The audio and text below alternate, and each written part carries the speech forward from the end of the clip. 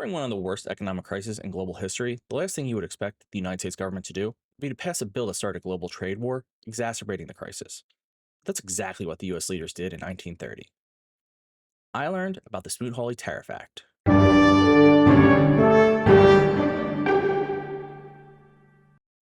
The Smoot-Hawley Tariff Act was passed in 1930 and was named after its sponsors, Reed Smoot and Willis Hawley. Their names were killing me because I kept wanting to say Willis Reed, but I don't think they can play basketball like him, so I should probably know better. Smoot-Hawley is probably one of the most infamous pieces of legislation in American history. Before my research, I didn't know a whole lot about it. I had read about it in some classes, and I had heard some passing mentions of it in pop culture. Shout out to the West Wing fans who remember it being mentioned. I would say that every mention I came across was negative. So starting out, I was interested in learning about some bad legislation. Bad legislation is always fun to learn about, at least for me. Maybe I'm weird. And for those noting that Smoot-Hawley has been mentioned in the news lately, you caught me, and that's where I got the idea. So going into my research, what I knew was that Smoot-Hawley had been trashed by most people as having really hurt not just the American economy, but the global economy during the Great Depression. Some people claim it took a global recession and made it into the global depression. Others believe it didn't lead to the Great Depression, but it made things worse. I also want to say that I had the initial expectation for reading about an American government that passed Smoot-Hawley out of desperation, trying to help the economy during the Depression. Pretty much all of my expectations got thrown off right at the start when I learned that the first stages of the act began in 1928, a year before the stock market crash. I learned that instead of reacting to the Great Depression, Republicans, who had been in power for the last 6 years, decided that it was time to pass a global tariff. And this wasn't a Republican government desperate to maintain power amidst the pressure of public outcry due to a poor economy. No, the American economy is doing exceptionally well. Sure, it's about to head off a big cliff, but they didn't know that when they first proposed the tariffs. So I have to ask, I'm sure you're asking it too, what were the Republicans thinking? Before I continue, I should cover what a tariff is and the type of tariffs. So what is a tariff? A tariff is a government tax on imported goods. Easy enough, good comes over, it's taxed. There are ad valorem taxes, which are a percentage of the good's value, or specific taxes, which are a set amount regardless of the value. I apologize for my pronunciation, by the way. For example, with ad valorem tariffs, say it's a 10% tariff all the time. If good is worth $100, it's a 10% tax. If the good is worth $1,000, tariff is $100. With a specific, it's a $10 tariff no matter what. So if the good is $100, it's a $10 tax. If the good goes down to $50, it's still a $10 tax. All of a sudden, that tax matters a lot more. And as we get going along, I need you to realize that the majority of Smoot-Hawley tariffs were specific, meaning that even as the global economies and prices were on a downward trajectory, tariffs remained the same. So everyone felt that pain a heck of a lot more than if they had been at just ad valorem taxes, because now that number is the same regardless of what they do. Okay, so we got tariffs out of the way. Let's go back to Smoot-Hawley. You may be asking yourself, why did Republicans want these tariffs? Well, on the surface, tariffs look like a great idea. In theory, it's money for the American coffers, and it should prevent foreign goods from taking over the American market. Tariffs can protect American goods, in theory. Republicans, who were in control at that time, typically came from the northern industrial states, where the economy was manufacturing heavy. So they liked tariffs because it protected their interests. Tariffs could level the playing field between domestic and foreign goods. Again, in theory. However, having said all that, what I thought was fascinating is that that's not why the tariffs were implemented. When the tariff plan was drawn up, it had nothing to do with industry. No, it was just about agriculture. Don't worry, I didn't just waste your time. The Republicans' love of tariffs becomes relevant shortly. U.S. agriculture was finding itself in a bit of a bind. During World War I, it had exported more goods than it had ever had previously, which makes sense. Europe's in war. They can't produce like they should be able to. So here comes the American farmers to save the day. I was about to sing that, like the Mighty Mouse theme, but I don't know how many people will get that reference. Farmers with dollar signs in their eyes started investing massive amounts of capital into their farms. Well, here's the problem. The war ended in 1919, and Europe might have a few good years of needing American goods afterwards, but soon Europe's back on its feet, and it doesn't need American agriculture to save things. Suddenly, these farms spend all this money and they're hurting. They can't repay the cost of their capital investment. So US politicians are thinking, how do you save American agriculture? Which, listen, I'm not going to criticize the desire to save American agriculture. Politicians should. If American agriculture falls, it really significantly damaged the country as a whole. So I get that. I'm not criticizing the idea. First, they try to subsidize exports. They passed a bill that would help subsidize farmers' exports, essentially paying them, thereby enabling the farmers to repay their investments. But that was vetoed by President Coolidge. Hey, that's not Coolidge. Okay, back to the drawing board. This time, they decided that they were going to go the tariff route, which the irony here is that the farmers who were suffering the most were the ones who export most of their goods. Tariffs would not help them out too much, but I'm sure that's just a minor detail. I also want to point out that they started this process in 1928, and a year and a half later, the Smoot-Hawley Tariff Act was enacted. Now, the reason I point out the timing is critical, it started before the crash of 29 and was passed when the country was in the heart of the Great Depression. But what stopped me dead, I guess, was that it took a year and a half from inception to get passed. Listen, I'm not naive to American politics. You study history at all, and you realize that bills take a lot of work. However, this is a fairly long time for a bill that, on the surface, shouldn't have had that much of a holdup. Also, to be fair, I was shocked in the length because, again, nowadays, our recent experience with tariffs is vastly different. We just saw tariffs happen in a totally different manner. I was also surprised because there were no regulatory issues here that should have stretched this out. It wasn't like they had, those hurdles that they had to go through to pass the bill. This was solely because of politics. Once everyone got on board with the idea of tariffs, suddenly politicians saw an opportunity to get what they wanted. Politicians, especially the Northern Republicans, said, wait a minute, we'll support this for your agriculture, but we want something in return. What they wanted was increased tariffs on their goods. Now, see, the United States was charging tariffs at the time. I probably should have brought that up earlier. But it wasn't that there were no tariffs. It was just a limited schedule compared to what was coming. And with like any bill that leaves room for negotiation, politicians took everything they could from Smoot-Hawley. So this small targeted idea became a much bigger bill that led to 890 increases, 235 decreases, 2,170 duties unchanged. The plan in 1928 was to charge increased tariffs on a select number of agricultural products. Now, suddenly, there's almost 1,000 increases and 200 several odd decreases.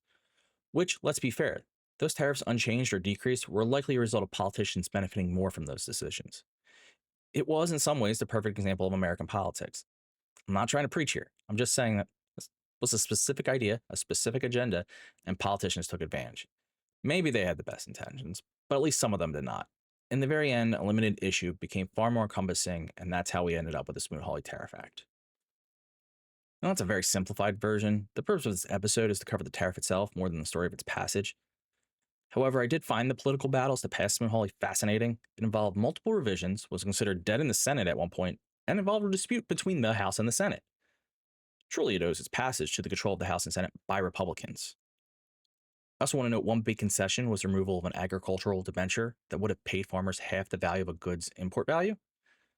It wasn't perfect for farmers, but it was something. There was enough pressure against it that it was removed from the final bill. This left some Midwest Republicans feeling betrayed after its passage because they thought it left the agricultural sector out to dry. Also, wasn't the original idea to help farmers? I do encourage anyone who has an interest in American politics to look at my sources in the description and read further. I did not realize how much I would enjoy the political side of the topic. Now let's dive into Smoot-Hawley Tariff Act, its repercussions, and what people say about it. The first claim is that Smoot-Hawley was responsible for the Great Depression, or at least played a significant role. The answer is pretty much no, but let me expand a bit. There are two levels to causing the Great Depression. The first is that it was the cause of the downturn. Timing alone doesn't really help this argument since the act wasn't passed until well after the stock market crash. That being said, there are some arguments that the debates around Smoot-Hawley and its possible repercussions created an atmosphere that contributed to the stock market crash. Because it left a lot of people in the lurch about what was going to happen. There was investor fear, and as we see throughout history, investors being afraid is not a good thing for the stock market. Historian Douglas Irwin disagrees with that assessment. He points out that the crash of 1929 was focused mainly on public utilities. Tariffs impacted utilities on a very limited basis. The debate around tariffs was what caused the crash. Why didn't an industry that experienced minimal impact run into the issues first? I will say Irwin is someone I encourage you to read if you're interested in this topic. He's one of the experts. Reason. Most of what I read seems to agree with that. It's not the cause, but it did matter and it was a factor. I don't think Archibald and Feldman disagree with Irwin, actually. It's a matter of looking at different arguments and degrees. Irwin seems to be addressing if Smoot-Hawley was a major factor. Archibald and Feldman addressed the Act's role and its lesser position in things. The second argument that Smoot-Hawley caused the Great Depression is that it took a global recession and made it into a depression. The counter to this is that sure, it made things worse, but it's not the cause of the depression. Honestly, as you'll soon hear as I go over all the claims about the Act, what I read seems to agree with that it wasn't the cause. Didn't seem to help things, but it does seem extreme to say it caused the Great Depression.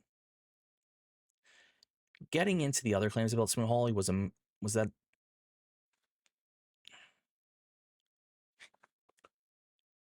now let's move on to some of the other claims about Smoot-Hawley. The first is that Smoot-Hawley had a major impact on American imports. I think this makes sense to anyone. In fact, the argument's being made now regarding tariffs. Now, as we get into other claims about Smoot-Hawley, the first is that Smoot-Hawley hurt American imports.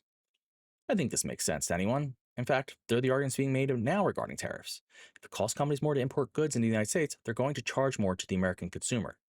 Therefore, America is going to bring in less because they're not going to pay those high costs. Some argue that this is a good thing, and the point? Build up American industry and companies and not the foreign imports. But as always, there is a counter argument.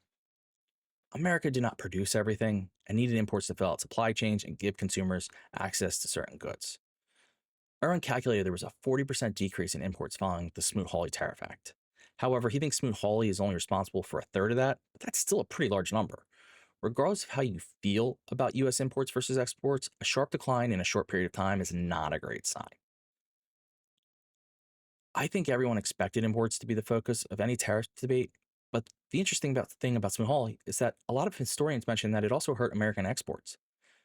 There's a roundabout way of getting here in the sense that obviously the Tariff Act only actually affected imports, but countries weren't going to just take the United States placing tariffs lying down. That just wasn't going to happen. These countries were struggling with their own economic woes, and were going to take the United States changing the game with a smile on their face. The first is our closest neighbor, Canada. Canada decided, hey buddy, you're going to tariff me, I'm going to tariff you back. Exports from the United States to Canada dropped nearly 21%, which was about 4% in total exports. When Irwin did the math, he determined that the drop more than offset any gains that the United States had from its increased tariff. So yeah, we're making more money when they send us things, but because they retaliated and they dropped trade, Smoot-Hawley in fact had a negative impact on the economy when it came to Canada. Western Europe had a whole different plan. They just decided not to trade with us. I mean, obviously they couldn't completely stop trade, but they focused away from us. Now, some historians say this is due to the growing protectionism because of the Depression. However, at least some of it is a direct response to Smoot-Hawley. Britain, for instance, shifted trade towards its imperial preferences, mostly at Canada's behest. Canada said, hey friend, we're related. We got this bond. We're part of your empire. Trade with us. Don't trade with the US. Eventually, Britain did form its own imperial trade bloc. Smoot-Hawley wasn't the sole reason for Britain's decision, but it was definitely a big part, especially when you consider the pressure from places like Canada on Britain.